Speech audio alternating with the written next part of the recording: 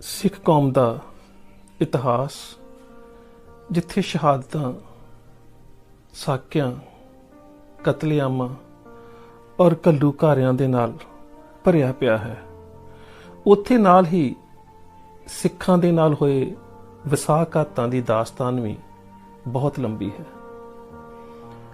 ਜੇਕਰ ਅਸੀਂ 1947 ਤੋਂ ਬਾਅਦ ਦੀ ਗੱਲ ਕਰੀਏ ਤਾਂ ਜਿਸ ਦੇਸ਼ ਦੀ ਆਜ਼ਾਦੀ ਦੇ ਵਾਸਤੇ ਸਿੱਖਾਂ ਨੇ ਪਾਣੀ ਵਾਂਗ ਆਪਣਾ ਖੂਨ ਡੋਲਿਆ, ਉਸ ਦੇਸ਼ ਦੇ ਵਿੱਚ ਵੀ ਸਿੱਖ ਬਰਾਬਰ ਦੇ ਸ਼ਹਿਰੀ ਬਣ ਕੇ ਆਜ਼ਾਦੀ ਦਾ ਆਨੰਦ ਨਾ ਮਾਣ ਸਕੇ। ਦੇਸ਼ ਦੀ ਸੂਬਿਆਂ ਦੀ ਵੰਡ ਹੋਈ ਬੋਲੀ ਦੇ ਉੱਪਰ, ਪਰੰਤੂ ਪੰਜਾਬੀ ਮਾਂ ਬੋਲੀ ਦਾ ਸੂਬਾ ਲੈਣ ਦੇ ਵਾਸਤੇ ਕੇਵਲ ਤੇ ਕੇਵਲ ਸਿੱਖਾਂ ਨੂੰ ਸੰਘਰਸ਼ ਕਰਨਾ ਪਿਆ, ਤੇ ਉਹ ਵੀ ਐਸਾ ਸੂਬਾ ਦਿੱਤਾ ਗਿਆ ਜਿਸ ਦੇ ਵਿੱਚੋਂ ਪੰਜਾਬੀ ਬੋਲਦੇ ਇਲਾਕੇ ਬਾਹਰ ਰੱਖ ਲਏ ਗਏ।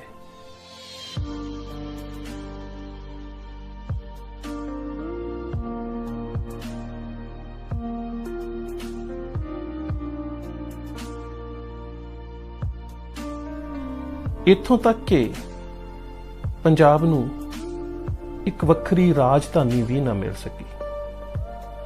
ਉਸ ਤੋਂ ਬਾਅਦ ਜਿੰਨੇ ਵੀ ਸਿੱਖ ਵਿਰੋਧੀ ਦੇਹਧਾਰੀ ਗੁਰੂਡਮ ਦੇ ਡੇਰਿਆਂ ਦਾ ਫੈਲਾਅ ਹੋਇਆ, ਸਰਕਾਰ ਦੇ ਵੱਲੋਂ ਪੂਰੀ ਤਰ੍ਹਾਂ ਦੇ ਨਾਲ ਉਹਨਾਂ ਨੂੰ ਸ਼ਹਿ ਦਿੱਤੀ ਗਈ। 1978 ਦੇ ਵਿੱਚ ਨਿਰੰਕਾਰੀ ਕਾਂਡ ਵਾਪਰਿਆ।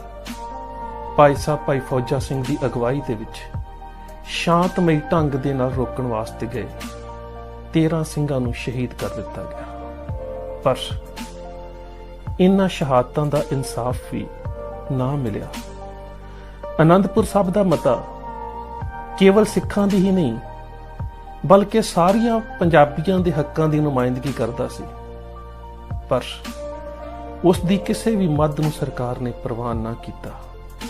ਇੱਥੋਂ ਤੱਕ ਕਿ ਜੇਕਰ 1982 ਦੇ ਵਿੱਚ ਭਾਰਤ ਦੇ ਵਿੱਚ ਏਸ਼ੀਅਨ ਖੇਡਾਂ ਹੋਈਆਂ ਤਾਂ ਸਿੱਖ ਲੀਡਰਸ਼ਿਪ ਨੇ ਸੋਚਿਆ ਕਿ ਅੰਤਰਰਾਸ਼ਟਰੀ ਮੀਡੀਆ ਦੇ ਸਾਹਮਣੇ ਆਪਣੀਆਂ ਹੱਕੀ ਮੰਗਾਂ ਦਾ ਰੋਸ ਪ੍ਰਗਟ ਕੀਤਾ ਜਾ ਸਕੇ, ਪਰ ਇਸ ਦੀ ਵੀ ਭਾਰਤੀ ਹਕੂਮਤ ਵੱਲੋਂ ਇਜਾਜ਼ਤ ਨਾ ਮਿਲੀ। ਹੌਲੀ ਹੌਲੀ ਇਹ ਘਟਨਾਕ੍ਰਮ ਐਸੇ ਵੱਧਦੇ ਗਏ ਕਿ ਬੇਕਸੂਰ ਸਿੱਖਾਂ ਨੂੰ ਜੇਲ੍ਹਾਂ ਦੇ ਵਿੱਚ, ਥਾਣਿਆਂ ਦੇ ਵਿੱਚ ਪਰੇਸ਼ਾਨ ਕੀਤਾ ਜਾਣ ਲੱਗਾ, ਜਲੀਲ ਕੀਤਾ ਜਾਣ ਲੱਗਾ। ਧਰਮ ਯੁੱਧ ਮੋਰਚਾ ਲੱਗ ਗਿਆ। ਸਿੱਖ ਕੌਮ ਨੇ ਆਪਣੇ ਆਗੂਆਂ ਦੇ ਕਹਿਣ ਦੇ ਉੱਪਰ ਸ਼ਾਂਤਮਈ ਢੰਗ ਦੇ ਨਾਲ ਇਸ ਧਰਮ ਯੁੱਧ ਮੋਰਚੇ ਵਿੱਚ ਹਿੱਸਾ ਲੈ ਕੇ ਜੇਲ੍ਹਾਂ ਭਰ ਕੇ ਸਰਕਾਰ ਦੇ ਨੱਕ ਦੇ ਵਿੱਚ ਦਮ ਕਰ ਦਿੱਤਾ। ਤੇ ਇਸ ਤੋਂ ਬਾਅਦ ਸਿੱਖਾਂ ਦੀ ਲੀਡਰਸ਼ਿਪ ਨੇ ਸੋਚਿਆ ਕਿ ਸਰਕਾਰ ਦੇ ਨਾਲ ਨਾ ਮਿਲ ਵਰਤਨ ਦੀ ਲਹਿਰ ਨੂੰ ਵੀ ਚਲਾਇਆ ਜਾਵੇ। ਅਜੇ ਇਸ ਦੀ ਰੂਪਰੇਖਾ ਤਿਆਰ ਹੋਣੀ ਸੀ ਕਿ ਹਰਿਮੰਦਰ ਸਾਹਿਬ ਦਾ ਆਲਾ ਦੁਆਲਾ ਨੀਮ ਫੌਜੀ ਦਸਤਿਆਂ ਦੇ ਵੱਲੋਂ ਘੇਰ ਲਿਆ ਗਿਆ। ਤਕਰੀਬਨ ਫਰਵਰੀ, ਮਾਰਚ, ਅਪ੍ਰੈਲ, ਮਈ 1984 ਦੇ ਇਹ ਜਿਹੜੇ ਮਹੀਨੇ ਨੇ, ਇਹਨਾਂ ਸਮਿਆਂ ਦੇ ਵਿੱਚ ਦਰਬਾਰ ਸਾਹਿਬ ਪਰਿਸਰ ਦੇ ਆਲੇ ਦੁਆਲੇ ਦੀਆਂ ਉੱਚੀਆਂ ਲੋਕਾਂ ਦੀਆਂ ਨਿੱਜੀ ਇਮਾਰਤਾਂ ਦੇ ਉੱਪਰ CRPF ਵੱਲੋਂ ਤੇ BSF ਦੇ ਵੱਲੋਂ ਮੋਰਚੇ ਸਥਾਪਿਤ ਕੀਤੇ ਜਾਣ ਲੱਗੇ। ਕਈ ਵਾਰ ਇੱਕਾ ਦੁੱਕਾ ਫਾਇਰਿੰਗ ਵੀ ਕੀਤੀ ਗਈ ਹਰਿਮੰਦਰ ਸਾਹਿਬ ਵੱਲ ਨੂੰ, ਤੇ ਅੰਦਰ ਸੰਤ ਜਰਨੈਲ ਸਿੰਘ ਖਾਲਸਾ ਭਿੰਡਰਾਂ ਵਾਲਿਆਂ ਦੀ ਅਗਵਾਈ ਵਿੱਚ ਵਿਚਰਨ ਵਾਲੇ ਜੁਝਾਰੂ ਸਿੰਘਾਂ ਨੂੰ ਉਕਸਾਇਆ ਵੀ ਗਿਆ, ਪਰ ਨੀਤੀਵਾਨ ਜਰਨੈਲ ਜਨਰਲ ਸ਼ਬੇਗ ਸਿੰਘ ਦੀਆਂ ਹਦਾਇਤਾਂ ਦੇ ਉੱਪਰ ਅਮਲ ਕਰਦਿਆਂ ਅੰਦਰੋਂ ਸਿੱਖਾਂ ਨੇ ਕਦੀ ਵੀ ਇਸ ਭੜਕਾਹਟ ਪੈਦਾ ਕਰਨ ਵਾਲੀ ਗੋਲੀਬਾਰੀ ਦਾ ਜਵਾਬ ਨਾ ਦਿੱਤਾ। ਹੁਣ ਅਸੀਂ 1 ਜੂਨ ਦੇ ਘਟਨਾਕ੍ਰਮ ਦੀ ਗੱਲ ਕਰੀਏ। ਸਵੇਰੇ 9 ਵਜੇ ਦੇ ਕਰੀਬ ਸੰਤ ਜਰਨੈਲ ਸਿੰਘ ਖਾਲਸਾ ਭਿੰਡਰਾਂ ਵਾਲੇ ਲੰਗਰ ਹਾਲ ਦੀ ਛੱਤ ਦੇ ਉੱਪਰ ਸੰਗਤਾਂ ਦੇ ਨਾਲ, ਸਿੰਘਾਂ ਦੇ ਨਾਲ ਤੇ ਆਏ ਹੋਏ ਹੋਰ ਨੇੜਲੇ ਸੱਜਣਾਂ ਦੇ ਨਾਲ ਵਿਚਾਰ ਵਟਾਂਦਰਾ ਕਰ ਰਹੇ ਸਨ ਤੇ ਪਤਾ ਲੱਗਾ ਕਿ CRPF ਨੇ ਸ਼੍ਰੋਮਣੀ ਗੁਰਦੁਆਰਾ ਪ੍ਰਬੰਧਕ ਕਮੇਟੀ ਦੇ ਕੁਝ ਮੁਲਾਜ਼ਮਾਂ ਦੇ ਨਾਲ ਬਿਨਾਂ ਕਿਸੇ ਗੱਲ ਤੋਂ, ਬਿਨਾਂ ਕਿਸੇ ਭੜਕਾਹਟ ਤੋਂ ਝਗੜਾ ਸ਼ੁਰੂ ਕਰ ਦਿੱਤਾ ਹੈ।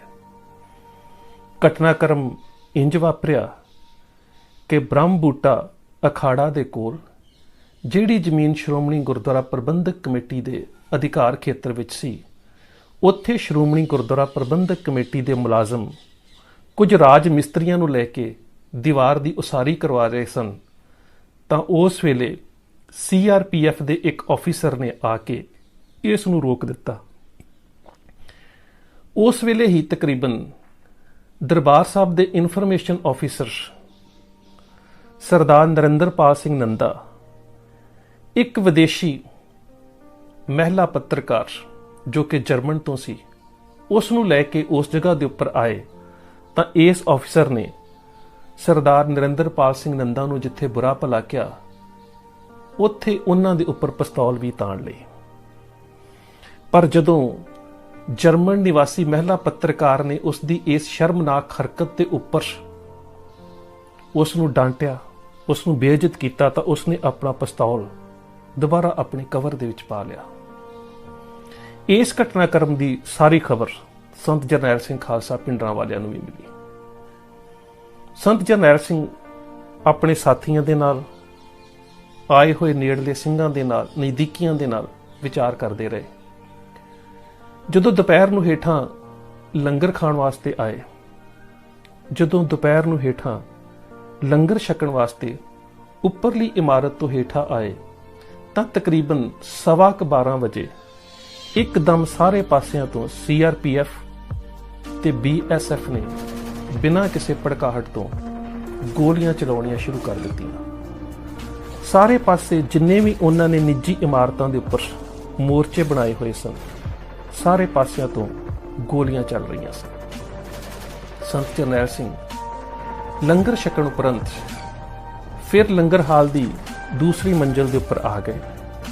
ਆਲੇ ਦੁਆਲੇ ਦਾ ਜਾਇਜ਼ਾ ਲਿਆ, ਕੁਝ ਸਿੰਘਾਂ ਦੇ ਨਾਲ ਵਿਚਾਰ ਚਰਚਾ ਕੀਤੀ ਤੇ ਉਸ ਤੋਂ ਬਾਅਦ ਫੈਡਰੇਸ਼ਨ ਆਗੂਆਂ ਦੇ ਕਹਿਣ ਉੱਪਰ, ਜਿਨ੍ਹਾਂ ਦੇ ਵਿੱਚ ਭਾਈ ਅਮਰੀਕ ਸਿੰਘ, ਸਰਦਾਰ ਹਰਮਿੰਦਰ ਸਿੰਘ ਸੰਧੂ, ਭਾਈ ਰਿਸ਼ਪਾਲ ਸਿੰਘ PA ਤੇ ਹੋਰ ਕਈ ਆਗੂ ਸਨ, ਉਹਨਾਂ ਦੇ ਕਹਿਣ ਦੇ ਉੱਪਰ ਹੇਠਲੀ ਮੰਜ਼ਿਲ ਦੇ ਵਿੱਚ ਆ ਗਏ ਔਰ ਸਿੱਖ ਸਟੂਡੈਂਟ ਫੈਡਰੇਸ਼ਨ ਦੇ ਵੱਲੋਂ ਗੁਰਮਤ ਕੈਂਪ ਲਗਾਉਣ ਦੇ ਵਾਸਤੇ ਜਿਹੜੇ RG ਕੈਬਨ ਬਣਾਏ ਸਨ, ਉਹਨਾਂ ਵਿੱਚ ਕੁਝ ਸਮਾਂ ਬੈਠੇ। ਇਸ ਦਾ ਜ਼ਿਕਰ ਬਲਬੀਰ ਸਿੰਘ ਸੰਧੂ ਹੁਣਾਂ ਨੇ ਆਪਣੀ ਕਿਤਾਬ ਦੇ ਵਿੱਚ ਕੀਤਾ ਹੈ। ਕੁਝ ਚਿਰ ਜਦੋਂ ਉੱਥੇ ਵਿਚਾਰ ਚਰਚਾ ਸਿੰਘਾਂ ਦੇ ਨਾਲ ਅਗਲੀ